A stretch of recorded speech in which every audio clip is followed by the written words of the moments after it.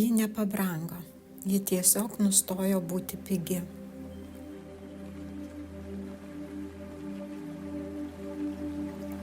Ilgą laiką buvo ta, kuri supranta, ta, kuri pasilenkia, prisitaiko, atsiliepia, parašo pirma, atsiprašo už tai, kad buvo per tyli arba per daug pavargus išklausyti, kai vėl kažkas viduj ne taip.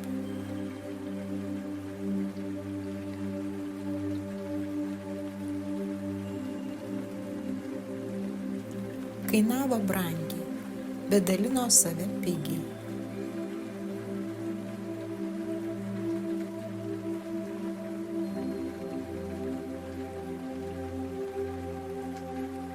Nes galvojo, kad taip reikia, kad nuoširdumas dorybė, kad kantrybė meilė, o iš tikrųjų tai buvo akcija, savęs išpardavimas, be grąžinimo galimybės.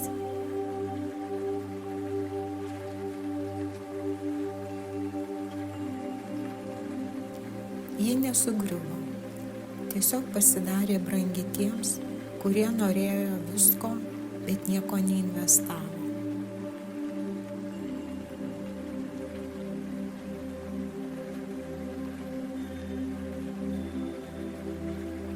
Ji netapo šalta, tiesiog ištrynė nemokamos prieigos slaptažodį.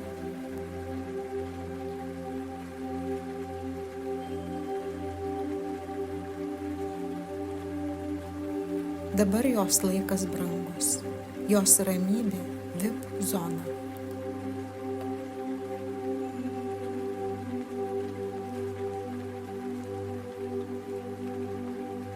O kaip sekasi, žinutė iš niekur, emociškai apmokestinama. Ir ne, ji nepyksta, ji tiesiog nebelaukia, kol pasikeisi, išeina. Nebeprašo dėmesio, nutyla. Neaiškina, kodėl liūdna, o pasigarsina muziką ir mėgaujasi savo mintimis.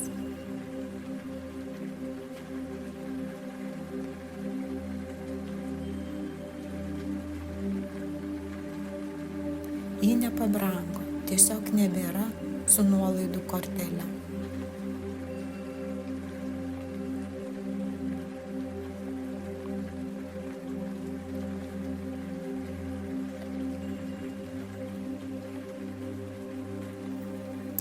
Kadaise buvo imk viską, dabar galima tik su leidimu. Vertė nesumažėjo, tiesiog gauti ją tapo privilegija, o ne atsitiktinumas.